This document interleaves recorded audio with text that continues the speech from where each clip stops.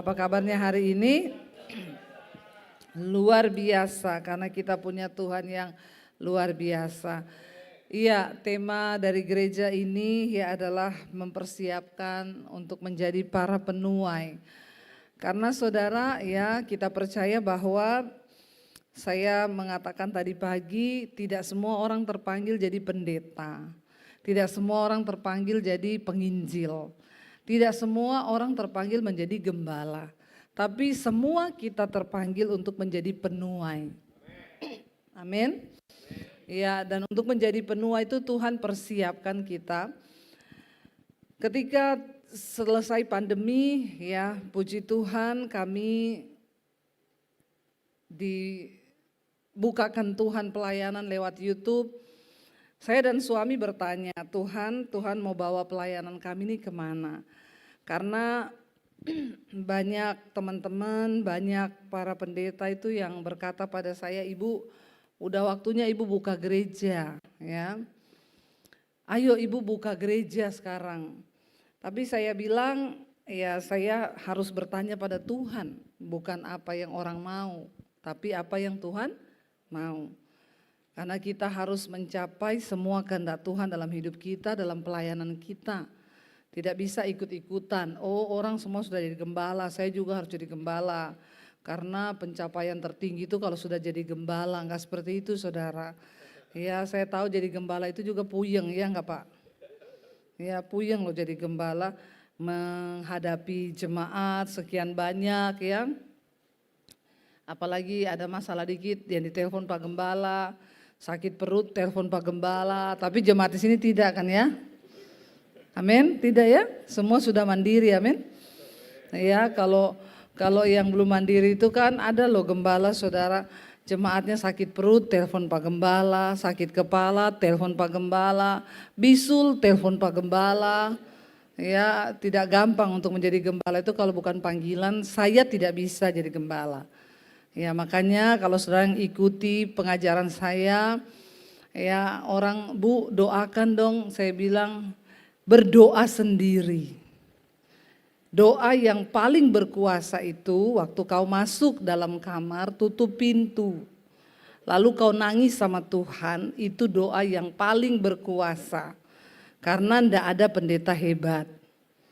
Yang ada Tuhan yang hebat dengan imanmu yang hebat. Jadi jangan ya, apalagi Bu titip doa ya, saya bilang tidak ada just tip. Untuk doa tidak terima just tip, berdoa sendiri. Ya jangan sedikit-dikit datang sama Pak Gembala, Pak doain dong suami saya, Pak doain dong. Ini Pak Hendra gak ngomong apa-apa loh sama saya. Jangan nanti jemaat pikir tuh Pak Hendra sudah curhat tuh sama Bu Dewi, kagak ya dalam nama Tuhan Yesus. Ini saya yang tiba-tiba ngomong begini aja nih. Ya jangan apa-apa Pak doain dong anak saya, Pak doain dong ini saya, ya Tuhan itu, saya selalu bilang kepada kita disuruh nyanyi. Saya tuh selalu bilang kepada jemaat bahwa cari Tuhan sendiri. Ya, cari Tuhan sendiri. Jangan kebiasaan apa-apa minta didoakan, apa-apa minta didoakan. Karena ketika kita berjumpa secara pribadi dengan Tuhan, disitulah kita bisa mengalami pengalaman pribadi dengan Tuhan. Kita bisa cerita tentang pengalaman kita dengan Tuhan. Kalau saudara tuh cuma minta didoakan, terus kapan ketemu Tuhannya?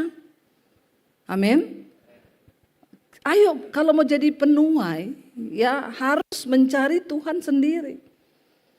Tuhan berkata, carilah aku, ya. Karena orang yang mencari pasti akan mendapatkan. Carilah Tuhan selama ia berkenan untuk ditemui. Ya, makanya memang ya saya menyadari saya nggak bisa jadi gembala. Kalau orang datang, Bu titip doa ya, enggak, saya tidak terima titip doa, doa sendiri kau. Nggak bisa titip doa. Ya, apalagi kalau doakan suami saya ya Bu, apalagi doakan suami orang, enggak bisa. Karena doa yang didengar Tuhan tuh doa yang lahir dari hati. Saya tidak mungkin berdoa buat suamimu pakai hati. Ya enggak? Ya kenapa, kan saya enggak cinta suamimu. Kalau saya berdoa pakai hati bahaya malah kan. Berdoa, ya Tuhan berkati Pak Joni, Tuhan berkati Joni. Ada Joni di sini? Nggak apa-apa, kau kena sasaran hari ini. Berkati Joni Tuhan. Ya, saya mau nangis buat Joni ya kagak lah. Ngapain saya nangis buat Joni? Ya, kalau saya nangis buat Joni malah bahaya lagi, nangis Joni Tuhan, suami saya lewat. Jadi perkara rumah tangga kami. Dia tanya, siapa itu Joni? Kenapa kau doakan dengan hancur hati? Ya, malah ribut nanti kita, saudara. Ya, saudara harus mengerti, doa yang didengar Tuhan, doa yang lahir dari hati yang hancur. Lah saya tidak mungkin menangis buat suamimu itu, karena saya tidak punya hati sama suamimu. Tuhan mendengar doa yang hancur hati, ya. Makanya Tuhan Yesus itu berkata, jangan tangisi aku, tapi tangisi dirimu sendiri dan keluargamu. Nggak ada orang mau menangis buat keluarga saudara. Ya, makanya saya tuh nggak mau munafik, Pak. Kalau dikatain jemaat, Bu doain ya, suami saya belum bertobat. Ya saya suruh ibu doa sendiri ya Bu. Doanya ibu yang paling didengar Tuhan tuh buat suamimu. Saya tidak akan berdoa buat suamimu. Daripada saya basa-basi, ngomong saya berdoa padahal saya tidak berdoa. Ngapain juga kita basa-basi? Benar nggak saudara? Ya, jadi dulu jemaat nggak ngerti, mereka bilang Bu Debbie tuh kok kayak gitu. Sampai ada yang bilang, kalau pendeta ini mau loh mendoakan pendeta itu, ya kau ikut saya itu pendeta sana. Ya, saya ini mengajarin yang benar. Bagaimana kita bisa menjadi penuai? Kita harus ketemu Tuhan secara pribadi. Ya, supaya kita punya pengalaman tentang Tuhan. Kita punya pengalaman tentang berjalan bersama Tuhan. Kita punya pengalaman tentang mengalami Tuhan. Orang kalau nggak pernah cari Tuhan, ya kalau saudara jadi Kristen puluhan tahun duduk di kursi begitu terus hidupmu. Kalau ditanya orang, kenapa ibu dulu kenal Tuhan Yesus? Ya saya tuh dari sekolah minggu di sini. Ya tapi nggak ada kesaksian tentang Tuhan. Kita semua harus berjumpa dengan Tuhan supaya kita punya pengalaman pribadi, lalu kita bisa menjadi penuai-penuai di akhir zaman. Kenapa saudara? Karena Tuhan itu serius loh, ya. Ada begitu banyak hal yang luar biasa yang Tuhan janjikan untuk setiap kita yang mau sungguh-sungguh mencari Tuhan. Kita harus masuk dalam ketaatan yang lebih kepada Tuhan supaya kita ini bisa melihat janji Tuhan itu tergenapi di hidup kita. Ya, banyak orang Kristen sekarang saya lihat hidupnya, rumah tangganya hancur, anak-anaknya hancur, semuanya hancur, ya akibat dari kesalahannya sendiri. Ya, mau menikah enggak pernah cari Tuhan, enggak pernah berdoa. Ya, menikah main nikah aja, pokoknya asal sudah ketemu, ya sudah ketemu. Ya, makanya saya tuh kadang serba salah juga nih ya. Katanya Alkitab yang disatukan Tuhan tidak dapat diceraikan manusia. Masalahnya banyak orang Kristen ini bukan Tuhan yang satukan, setan. Jujur aja nih saya ngomong. Ya, ada satu keluarga rumah tangga berantem terus saudara. Suaminya, istrinya telepon saya, Bu tolong dong Bu datang ke rumah saya itu sudah pusing, saya mau cerai. Saya datang. Kami di tiap hari ribut, tiap hari berantem, yang terakhir nih Bu. Saya harus konseling sama ibu, kenapa suami saya itu pakai narkoba, saya juga disuruh pakai narkoba sama dia. Jadi ibu pakai, ya sudah beberapa kali saya terpaksa pakai. Yang pertama saya tanya, kalian ini dulu ketemu di mana? Jawabannya di tempat dugem. Dia LC, saya pelanggan. Saya mau tanya, ini yang satukan Tuhan atau setan? Jawab coba. Ya, lo jujur aja kita bicara saudara. Ya, kenapa banyak terjadi perceraian? Karena yang satukan orang Kristen ini banyak bukan Tuhan, setan. Lah rumah tangga yang dibangun satu LC-nya, satu pelanggannya, kawin mereka. Memang didoakannya di gereja. Kalau setelah didoakan di gereja bertobat, bagus.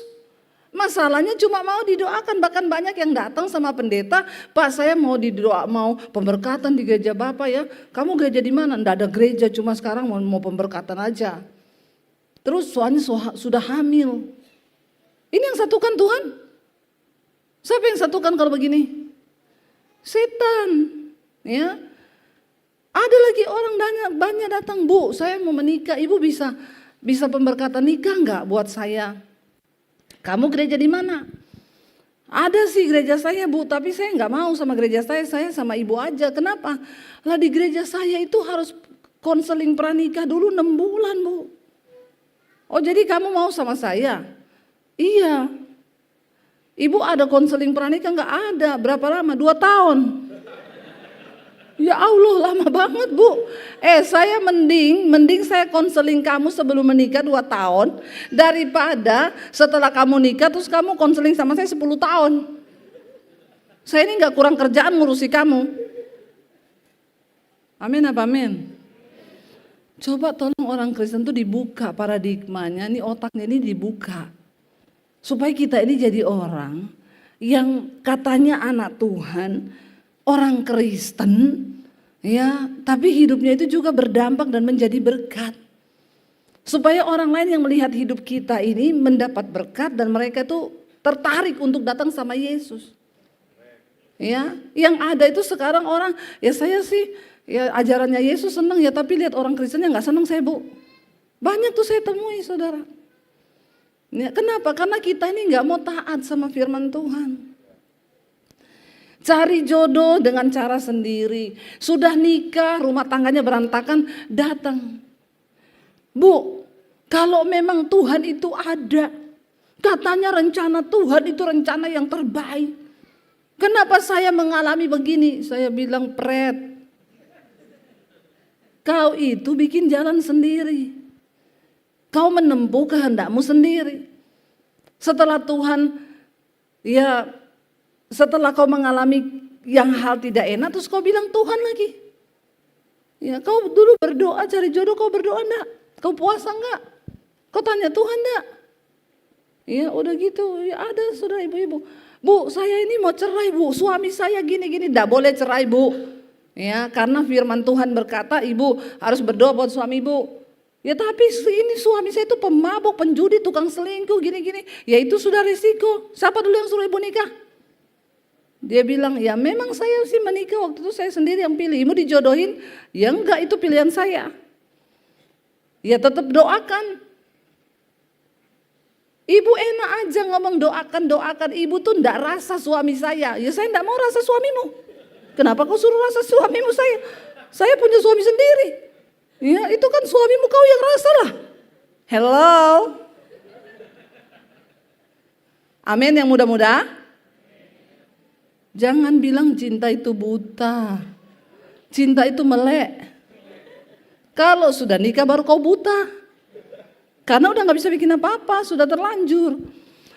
Mari kita mencegah semua kesalahan-kesalahan, akibat-akibat fatal yang terjadi akibat kita ini tidak mau taat sama firman Tuhan.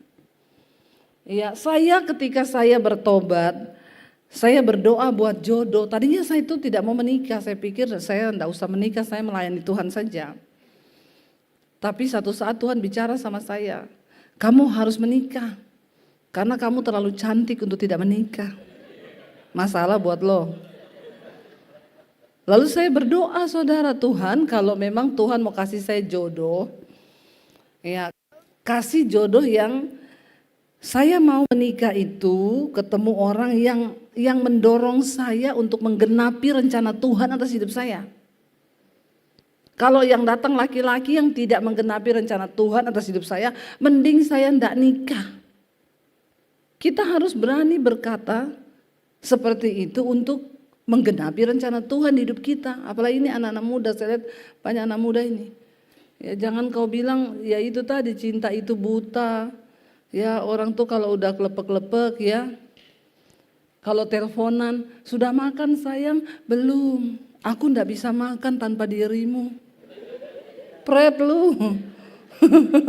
Ya, kamu makan sana. Aku juga nggak bisa makan tanpa dirimu. Ya udah terus, ya udah kita nggak usah makan. Maka matilah kau karena cinta itu. Ya, ada lagi anak muda, saya itu sudah mencintaimu loh, tapi aku ndak kerja loh, kata cowoknya. Ceweknya jawab, ndak apa-apa. Aku juga ndak bisa masak kok. Yang penting kita punya cinta. 5 tahun kemudian mereka tinggal di kolong jembatan. Karena yang satu ndak kerja, yang satu ndak bisa masak. Ini saya membuka pemahaman nih buat yang anak-anak muda ini yang nggak ngerti firman. Kalau mau cari jodoh itu baca Alkitab, taat sama firman Tuhan, amin. Alkitab bilang tuh cari jodoh itu apa? Jangan kau menjadi pasangan yang tidak seimbang. Kalau kita itu rajin ke gereja, ya carilah calon yang juga rajin. Jangan yang rajin dugem. Rajin ke gereja aja belum tentu tuh. Kalau kau suka doa, ya cari pasanganmu yang suka doa. Kau suka baca Alkitab, cari pasangan yang suka baca Alkitab. Kalau dia sukanya ramalan, jangan mau. Ya, ketemu kamu sio apa? Ya, babi atau monyet atau ular. Saya ini orang, jangan kau sama-samakan dengan monyet, ular, babi. Itu binatang, ya. Jadi saudara, ayo kita ini pakai firman Tuhan. Laki-laki Alkitab bilang kalau kamu mau cari jodoh tuh baca Amsal 31. Istri yang cakap mahkota suaminya. Ciri-cirinya apa? Dia bangun waktu hari masih gelap. Kalau pacarmu bangunnya jam 10, jangan kau nikahi. Nggak makan kau, nggak sarapan, bener, kecuali kau intermittent. Puasa 18 jam. Cocok itu kawin sama yang begitu. Iya kan, dia bekerja dengan tangannya sendiri. Dia mengatur pekerjaan rumahnya. Cari istri yang rajin, yang bisa masak. Ya, kalau ketemu tanya, bisa masak nggak kamu? Bisa, masak apa? Indomie. Itu bukan masak, itu rebus. Ya. Tolong saudara, Alkitab itu sudah memberikan arahan bagaimana kita mengatur kehidupan kita ini supaya tidak salah. Lah boro-boro Pak mau jadi penuai Pak Gembala. Lawang hidupnya kita ini sendiri saja belum becus, bagaimana kita bisa membawa orang datang sama Tuhan? Kita aja utang enggak bayar. Ditagih dia bilang, Yesus sudah bayar utangku. Utang dosa dibayar Tuhan Yesus, utang duit bayar sendiri. Ya, jadi ini orang Kristen ini memang banyak yang aneh-aneh saudara. Agak lain. Ya, agak lain memang orang Kristen ini. Ayo kita kembali pada firman Tuhan. Waktu kita menjadi pelaku firman, taat pada kebenaran, barulah di situ kita bisa menjadi penuai. Karena orang melihat hidup kita. Tadi pagi saya cerita, ada satu jemaat mesbah doa. Ini bukan orang Kristen sama suaminya. Suaminya itu benci banget sama orang Kristen. Jadi setiap kali istrinya itu ada teman orang Kristen, kamu jangan deket-deket sama orang Kristen. Orang Kristen tuh utang udah bayar. Terus sukanya gratisan. Nah, ini orang Kristen memang suka gratisan. Ya. Ke gereja aja pura-pura lupa ndak bawa kolektor. Tuhan yang tahu loh. Lalu saudara, dia bilang, jadi suami saya itu benci banget sama orang Kristen Bu. Sampai satu kali pas pandemi, dia itu dapat khotbah saya di YouTube. Lalu istrinya ini mulai ngikuti. Istrinya mulai nonton YouTube, khotbah-khotbah saya. Tadinya mereka berdua ini ribut terus. Karena istrinya ini kalau suaminya ngomong satu kata, dia 10 kata. Karena survei membuktikan wanita itu sehari bisa mengeluarkan 30.000 kata dari mulutnya. Jadi bapak-bapak maklum saja. Ya, kalau istrimu biasa mengeluarkan 30.000 kata ya sudah.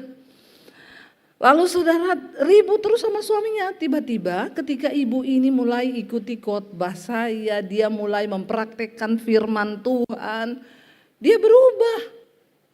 Ya, berubah. Jadi suaminya bilang, waktu dia bilang, Pak aku mau ke gereja ya, mau ikut ibadah mesbah doa onsite itu Bu Debbie Basir. Oh yang sering kamu dengar di YouTube itu ya, iya boleh pergi. Waktu saya buka perjalanan ke Israel, Pak, saya mau ikut ke Israel sama Bu Debbie. Enggak apa-apa, pergi asal sama Bu Debbie kan. Dia juga jadi bingung. Satu kali suaminya bilang, Ma, kamu kalau mau dengar khotbahnya Bu Debbie di kamar aja. Dulu kalau dengar di kamar dimarahin istrinya. Pergi dilihat di luar sana, ribut dengar khotbah. Sekarang enggak, suaminya bilang, kamu kalau mau dengar khotbah di kamar aja. Aku yuk mau dengar. Satu kali dia tanya sama suaminya, kenapa kamu jadi berubah? Suaminya jawab, karena kamu berubah. Sekarang kamu bukan lagi istri yang cerewet. Kamu sekarang bukan istri yang ngelawan sama suami. Ya.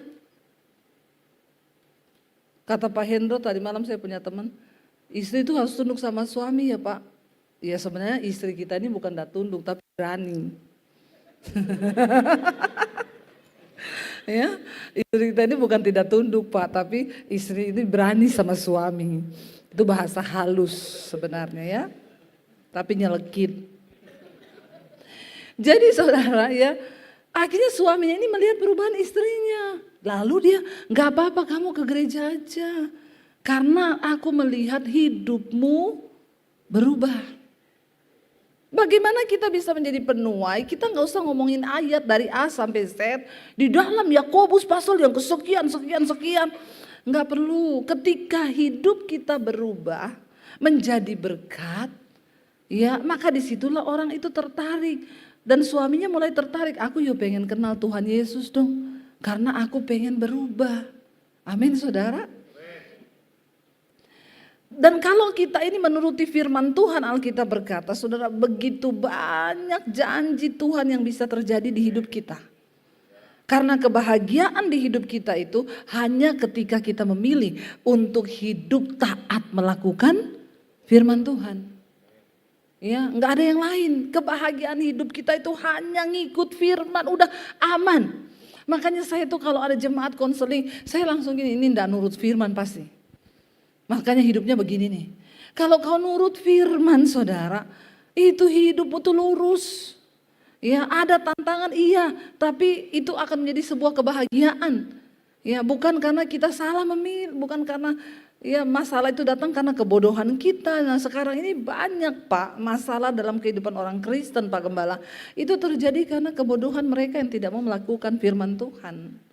Ya, kalau kita mau nurut saudara, goalnya dari kekristenan itu apa? Kau mengikuti firman Tuhan dan hidupmu berubah menjadi sama seperti Kristus. Itu goal dari kekristenan. Ya, kita yang dulu pemarah, yang dulu suka gini sekarang dirubah menjadi lebih sabar. Ya, kita yang dulunya begini sekarang jadi begini, itu goal dari kekristenan. Karena kita menjadi pelaku firman Tuhan. Baca bersama Ulangan 11 ayat yang ke-8 mulai. Firman ini judulnya saudara di sana temanya, ketaatan mendatangkan berkat, ketidaktaatan mendatangkan kutuk. Ya.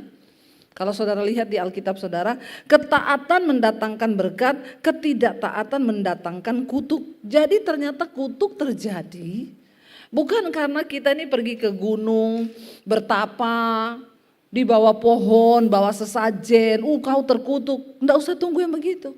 Waktu kita enggak taat pada firman Tuhan, hidup kita sudah terkutuk. Makanya apa itu orang terkutuk? Orang terkutuk itu hidupnya itu tidak pernah baik. Ada saja masalah. Makanya saya banyak lihat orang Kristen besok pakai koyo di sini. Besoknya dia pindah sebelah kanan. Lusanya koyonya pindah kiri. Ya, minggu depan semua koyo. Karena apa? Sakit kepala terus hidupnya. Kebanyakan persoalan karena banyak kutuk. Dan kutuk itu terjadi ternyata waktu kita tidak taat sama firman. Maaf saudara, pelayanan kita tidak menjamin ketaatan kita kepada Tuhan. Ya, saudara boleh rajin pelayanan, tapi kalau kau nggak taat sama firman Tuhan, hidupmu jadi batu sandungan. Makanya banyak orang di gereja itu jadi batu sandungan. Karena apa? Dia nggak taat sama firman. Ya. Ayat 8 berkata, firman Tuhan berkata begini, jadi kamu harus berpegang pada seluruh perintah yang kusampaikan kepadamu pada hari ini. Supaya apa? Kamu kuat untuk memasuki serta menduduki negeri kemana kamu pergi mendudukinya. Kita semua hari ini sedang berjalan kepada satu tujuan, yaitu menggenapi kehendak Tuhan. Hari ini kita semua sedang berjalan pada satu tujuan, yaitu menggenapi rencana Tuhan. Amin. Dan di depan sana itu rencana Tuhan itu, goalnya yang Tuhan beri bagi kita pribadi-pribadi. Dan hidup kita akan berbahagia ketika kita menggenapi rencana Tuhan. Karena di hidup ini ada banyak rencana. Ada yang pertama rencana kita, yang kedua ada rencana setan. Saudara jangan diam-diam, setan juga punya rencana untuk kita. Tapi yang terbaik adalah rencana Tuhan. Jadi kita harus bisa membedakan rencana kita, rencana Tuhan, rencana setan. Kalau rencana setan sudah pasti yang jahat. Yang bahaya ini rencana kita. Kadang terlihat baik, tapi sebenarnya itu bukan rencana Tuhan.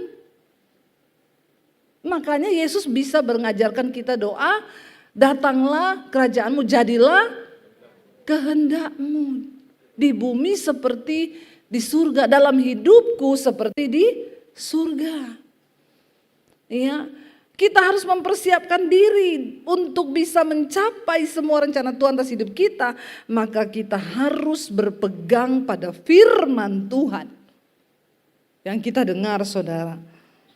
Dan ayat 9 berkata, dan supaya lanjut umurmu di tanah yang dijanjikan Tuhan dengan sumpah kepada nenek moyangmu, untuk memberikannya kepada mereka dan kepada keturunan mereka suatu negeri yang berlimpah-limpah susu dan madu, supaya lanjut umurmu, supaya kau bisa masuk kepada rencana Tuhan. Karena banyak orang Kristen belum menggenapi rencana Tuhan, sudah mati di tengah jalan.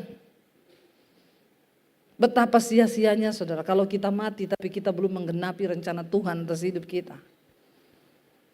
Bangsa Israel ketika mereka berjalan menuju tanah perjanjian, semua angkatan pertama yang keluar dari Mesir dibunuh mati di padang gurun. Ya, mereka mati dipatok ular. Kenapa? Karena ketidaktaatan. Tidak diizinkan Tuhan masuk ke tanah perjanjian. Jangan sampai kita di usia, di umur kita di dunia ini yang hanya pendek ini, 70 tahun kata Alkitab, kita tidak sampai menggenapi tujuan Tuhan dan rencana Tuhan atas hidup kita karena ketidaktaatan. Karena ketidaktaatan, saudara. Ada istri satu kali konseling sama saya, Bu, suami saya itu loh, Bu, selingkuh terus. Sampai pernah saya lagi hamil, Bu, saya ini menikah enggak bahagia sama dia. Saya ini lagi hamil anak yang ketiga, Bu. Padahal enggak bahagia loh, anaknya 3. Kalau bahagia itu 12. Untung enggak bahagia. Enggak bahagia aja anaknya 3 loh, saudara, katanya ya. Kenapa ibu enggak bahagia? Suamiku itu tukang selingkuh, tukang begini, udah gitu mintain duit saya. Satu kali ibu saya lagi hamil, anak ketiga dia bilang, mana uang? Saya mau pergi sama selingkuhan saya. Uang istrinya diambil, istrinya nangis sambil bilang, kamu itu ya, kamu enggak takut ya sama Tuhan. Enggak ada di dunia ini yang saya takuti termasuk Tuhan. Pergilah dia, saudara, enggak berapa lama. Istrinya dapat kabar suaminya meninggal kecelakaan. Bayangkan, saudara, kalau matinya begini, sudah tidak menggenapi rencana Tuhan, yang dia genapi rencana setan terus mati. Lah itu kemana, saudara, hidupnya? Kristen. Nanti mati sama keluarganya ditulis, sampai ketemu di Yerusalem baru. Terus di salibnya, di batu nisannya ditulis apa? Telah mengakhiri dengan iman dengan baik. Malaikat geleng kepala lihat kita. Pertandingan iman yang mana yang kau genapi, nak? Hah? Jangan sok ngaku-ngaku jadi orang Kristen. Orang Kristen itu memang terlalu pede. Ya, pertandingan iman yang mana? Ada orang mati kecelakaan tabrakan, saudara, karena mabuk. Mati, dikubur, ditulis. Ya, karena kematian orang benar itu berharga di mata Tuhan. Malaikat geleng-geleng kepala, saudara. Matinya tabrakan karena mabuk. Katanya Tuhan berkenan pada kematian orang benar. Tolong ya, kita ini gak pernah tahu hidup kita sampai kapan. Tapi mari bagian kita selama kita hidup, taati firman Tuhan. Cuma itu kebahagiaan kita. Dan itu yang akan menjamin bahagia kita di dunia sampai di kekekalan sana. Tidak ada penyesalan. Kalau saya tanya hari ini kira-kira kalau saudara dipanggil Tuhan sekarang, ada nggak yang akan saudara sesali dari hidupmu? Yang belum kau lakukan. Kan kita nggak pernah tahu tuh hidup ini tuh. Kematian itu kan bisa datang besok, nanti malam, lusa, bisa kan? Bisa jadi yang sebelah kiri saudara minggu depan udah nggak ada. Coba lihat sebelah kirinya. Yang sebelah kanan bisa besok loh. Jangan sombong ya. Sebelah kanan bisa besok. Artinya apa? Kematian itu kita nggak ada yang tahu. Yang terpenting bukan soal matinya kapan. Tapi ketika kita dipanggil Tuhan mati, adakah penyesalan di hati kita ini yang belum kita lakukan? Karena kalau menyesalnya di sana nggak ada guna. Lebih baik menyesal sekarang ini selama kita hidup di bumi. Perbaiki yang perlu diperbaiki. Sebagai seorang suami, jadilah suami yang bertanggung jawab, yang mengasihi istri, amin. Cuma Pak Gembala yang amin, yang lain tidak ada yang amin nih suami-suami di sini. Ya, kalau kau sebagai seorang suami, jadilah suami yang bertanggung jawab, yang mengasihi istri dan anak-anak. Puji Tuhan. Ya, sebagai istri kita jadilah istri yang mengasihi anak-anak, yang menghormati suami. Ya, supaya suami juga tidak pelit, amin ibu-ibu. Ayo kita berdoa saudara. Waktu kita menjadi pelaku firman Tuhan, maka Tuhan itu berkenan supaya lanjut umurmu, karena bangsa Israel satu generasi dibunuh di padang gurun. Yang bisa masuk, yang angkatan yang masuk bersama Yosua itu sudah angkatan yang kedua. Ya, karena Tuhan mau mereka masuk ke tanah perjanjian itu dengan paradigma yang baru. Mereka nggak masuk dengan karakter yang lama, pemberontak, bersungut-sungut dan lain sebagainya. Ya, dan dikatakan saudara di sana, sebab negeri kemana engkau masuk, ayat 10, untuk mendudukinya bukanlah negeri seperti tanah Mesir. Dari mana kamu keluar yang setelah ditabur dengan benih harus kau airi dengan jerih payah seakan-akan kebun sayur. Perhatikan, orang yang taat sama firman Tuhan, kau akan hidup tanpa berjerih payah. Akan ada kemudahan-kemudahan yang Tuhan berikan bagi orang-orang yang sungguh-sungguh berkenan di hati Tuhan. Akan banyak terjadi hal-hal supranatural yang di luar kekuatan kita manusia. Itu bisa Tuhan kerjakan loh dalam hidup orang-orang yang berkenan pada Tuhan. Amin saudara. Ya, karena rancangan Tuhan bagi hidup kita itu dikatakan adalah Tuhan berkata sama Yosua, kau harus berjalan, ingat ya, renungkan firman ini siang dan malam dan jangan lupa ya, bertindak hati-hati sesuai dengan semua yang tertulis dalamnya. Supaya perjalananmu berhasil dan beruntung. Orang yang sungguh-sungguh berkenan sama Tuhan bukan hanya rancangan keberhasilan, tapi keberuntungan. Nah, keberuntungan itu gak bisa diraih sama orang sembarangan saudara. Contoh ya, banyak orang berhasil sekolah, dapat S1, S2, S3, S21 kayak Samsung, S23. Itu berhasil gak? Berhasil. Berhasil. Tapi saya mau tanya, dia beruntung? Belum tentu. Nah, orang yang sungguh-sungguh taat sama Tuhan dikatakan mereka itu akan mengalami rancangan keberhasilan dan keberuntungan. Berhasil dan beruntung. Tidak semua orang berhasil itu beruntung. Ada orang tokonya rame dari pagi sampai malam. Waktu akhir bulan hitung-hitungan tekor Pak. Loh padahal ini saya rame loh kemarin. Lah kok enggak ada untungnya ya? Ya enggak tahu. Dimakan burung gagak. Ada orang kelihatan hidupnya berhasil, punya titel tinggi, dapat pekerjaan yang baik, tapi hidupnya itu tidak beruntung. Yang membedakan kita, orang-orang yang taat pada firman Tuhan, kita ini mengalami rancangan berhasil dan beruntung hidup kita. Nah, beruntung ini bisa didapat sama orang-orang yang berkenan sama Tuhan. Karena ada banyak perkara di dunia ini yang tidak bisa kita raih secara logika manusia. Tapi itu keberuntungan. Saya itu saudara ditanya sama beberapa teman, mereka itu gereja besar, punya perlengkapan YouTube yang luar biasa, miliaran alat mereka. Dia kaget ketika saya bilang sama suami, Pak kita pamit dulu ya, kenapa saya mau syuting nih, karena nanti kan saya harus live di YouTube. Lah ibu bawa peralatannya apa?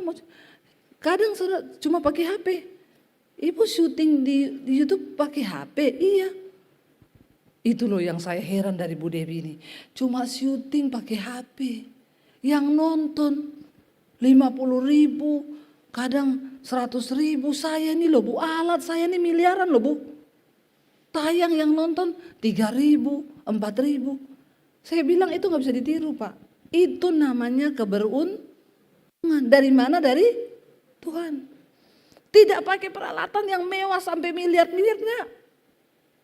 Saya juga enggak pernah suruh-suruh orang untuk nonton ya. Waktu kita melakukan apa yang berkenan di mata Tuhan, saudara. Ya, Tuhan beri hal-hal yang di luar logika. Manusia yang kita enggak tahu. Ya, anak-anak muda masa ke depan ini semakin sulit loh. Banyak pekerjaan-pekerjaan manusia yang mulai digantikan robot. Ya, saya kemarin pergi ke bank. Ini gara-gara dengar mau diblokir nih rekening yang tidak aktif tuh. ada rekening saya satu tidak aktif sudah 6 bulan, saudara. Ya enggak ada miliar-miliar sih, tapi kan ya lumayan toh buat beli cilok. Jadi saya pergilah saudara ke bank.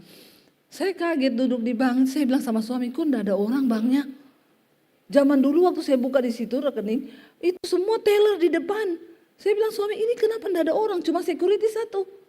Kata suami, kan sekarang sudah pengurangan pegawai semua, security datang. Maaf ibu ada keperluan apa ya? Saya ini kartu saya nih diblokir. Kalau blokirnya biasa ibu ke mesin itu aja, nanti ibu gini. Enggak mas, ini sudah 6 bulan saya soalnya enggak dipakai. Harus sama teller, oh ya sudah ibu tunggu aja. Lama kita nunggu saudara, karena udah enggak ada orang memang. Jadi hati-hati, rekening enggak dipakai 3 bulan diblokir, tanah enggak diurus diblokir. Istri juga tidak berfungsi nanti diblokir. Hati-hati ya, suami enggak berfungsi diblokir loh. Anak-anak enggak berfungsi diblokir kau. Jadi tolong berfungsilah, amin. Karena kalau sudah enggak berfungsi itu kan berarti enggak hidup, enggak ada gunanya, tidak berdampak. Terus ngapain ya, mending diblokir aja toh. Hidup kita juga ini kalau sudah enggak berfungsi ya diblokir saudara. Hati-hati. Jadi saya lihat di bank sudah enggak ada orang. Kata suami saya sekarang sudah pakai komputer semua. Memang sudah diganti semua. Zaman AI. Bahkan di Tiongkok bukan rumah sakit AI. Ya, lebih cepat penanganannya. Kalau nunggu antri dokter sekarang kan tergantung pembayarannya juga. Kalau pakai BPJS lama. Ya toh. Ditanya dulu saudara, ini bayar sendiri asuransi atau BPJS? BPJS, duduk sana paling belakang. Ya toh? Dipanggil saudara, Pak Daniel. Belum nyaut. Pak Daniel 3 kali, Pak Daniel 4 kali, Pak Daniel baru datang ke-5. Iya. Oh silakan Bapak sudah ditunggu dokter. Pakai asuransi pribadi. Kalau BPJS, Pak Daniel lewat, Pak Bambang. Loh saya ada, pakai BPJS kan di belakang. Jadi ya memang hidup ini begini. Ya kita aja kalau ke rumah sakit mau operasi ditanya, ibu mau operasinya normal atau pakai AI? Ya, kalau pakai AI tanpa luka, ibu langsung bisa beraktivitas, bisa langsung pulang. Kalau normal itu biasa yang pakai BPJS. Tunggu waktunya dokter kapan bisanya. Terus nanti dibelah Bu dari sini sampai sini. Loh benar saudara. Ini perlahan saja dokter-dokter mulai tergantikan loh. Saya kemarin baca ada robot AI yang bisa mendeteksi cancer cuma dalam waktu berapa menit. Nah saudara, ke depan ini banyak orang kehilangan pekerjaan. Tetapi Tuhan berjanji bagi orang-orang yang menghormati Tuhan, yang taat sama firman Tuhan, enggak usah takut. Amin. Karena ada janji firman Tuhan bagi setiap kita yang mau taat, yang mau nurut sama firman Tuhan. Ya, Tuhan bilang, ini tanah bukan seperti di Mesir yang kamu tabur benih lalu kamu harus dengan jerih payah mengairinya. Tetapi negeri kemana kamu pergi ini untuk mendudukinya ialah negeri yang bergunung-gunung, berlembah-lembah, mendapat air sebanyak hujan yang turun dari langit. Di Timur Tengah yang namanya air itu harta. Air itu harta yang mahal. Makanya kita ini di Indonesia bersyukur saudara banyak air. Ya, air pam tidak jalan, pergi ke sungai, air banyak. Nggak ada sungai, pergi ke laut, mandi laut. Kalau di sana tidak begitu. Saya tuh ke Jordan, ya tour guide kita di Jordan bilang, Bu saya ini mandi itu bisa seminggu sekali. Hah? Kenapa? Karena tidak ada air di rumah saya, susah air di sini. Ya, saudara bayangkan mandi seminggu sekali, baunya onta saudara. Mandi seminggu sekali. Makanya kita bersyukur di Indonesia ini airnya banyak. Nah Tuhan bilang sama mereka, negeri yang akan kamu pergi ini itu bukan negeri yang tidak ada air. Di sana itu airnya itu air yang selalu ada sebanyak air hujan yang turun dari langit. Artinya gak usah bersusah payah. Ayat 12, suatu negeri yang dipelihara oleh Tuhan Allahmu dan mata Tuhan Allahmu tetap mengawasinya dari awal sampai akhir tahun. Ada terus berkatnya. Kita gak pernah ditinggalkan Tuhan. Walaupun kelihatan sulit tapi selalu ada pemeliharaan Tuhan bagi orang-orang yang taat dan setia. Tapi kalau kau tidak taat saudara, kau berusaha dengan jerih payahmu. Makanya banyak orang Kristen saya dengar saya ini Bu berusaha. Siang jadi malam, malam jadi siang, kepala jadi kaki, kaki jadi kepala. Setengah mati saudara. Coba saudara coba jalan pakai kepala. Itu keadaan orang yang terkutuk. Tapi bagi orang yang hidup dalam perkenanan Tuhan, yang mengejar firman Tuhan, tidak seperti itu. Kita dibawa ke negeri yang dipelihara oleh Tuhan dan mata Tuhan mengawasi hidup kita loh. Amin. Kalau mata Tuhan mengawasi, coba saudara butuh apa, belum kau doa Tuhan sudah tahu. Tapi sayang banyak orang tidak mengalami ini karena kau tidak mau taat sama firman Tuhan. Suruh hidup kudus malah lakukan yang najis. Suruh bertobat malah merokok, mabok, judi. Suruh mengampuni malah kepahitan, berantem suami istri ribut. Kepahitan sama anak, kepahitan sama menantu. Stop saudara. Kalau kita mau mengalami rancangan kebaikan Tuhan, ayo kita taat sama Tuhan.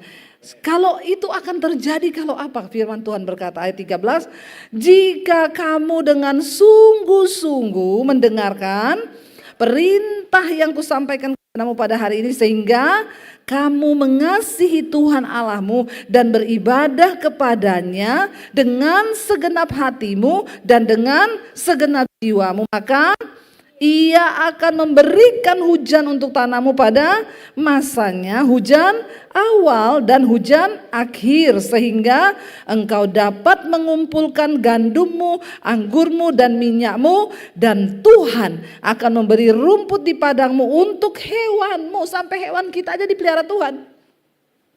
Karena di sana saudara, ada hewan kalau nggak ada rumput mati. Tapi Tuhan janji, maka Dia akan memberi rumput di padangmu untuk hewanmu sehingga engkau dapat makan dan menjadi kenyang. Tahun ke depan akan semakin sulit, masa-masa yang sukar akan datang. Cuma satu kekuatan kita, ayo hidup dalam ketaatan pada Tuhan, amin. Apa yang Alkitab suruh lakukan. Jangan memberontak. Kalau disuruh mengampuni, mengampuni. Kalau disuruh memberkati, memberkati. Kalau disuruh hidup kudus, hidup kudus. Kejar kekudusan. Ya, tinggalkan semua dosa. Jaga hidup dalam kekudusan Tuhan, jaga hati, jaga pikiran kita, dan kita berusaha untuk mengasihi Tuhan dengan segenap hati, dengan segenap jiwa kita, dengan segenap akal budi dan kekuatan kita. Maka kalau kita melakukan itu saudara, saya pasti yakin percaya. Saya bicara di sini bukan karena saya tidak mengalami, justru karena sudah saya alami semua janji Tuhan itu. Makanya saya bisa bicara kepada saudara hari ini. Tidak ada kebahagiaan lain selain kita hidup dalam ketaatan pada firman Tuhan. Kita bangkit berdiri bersama.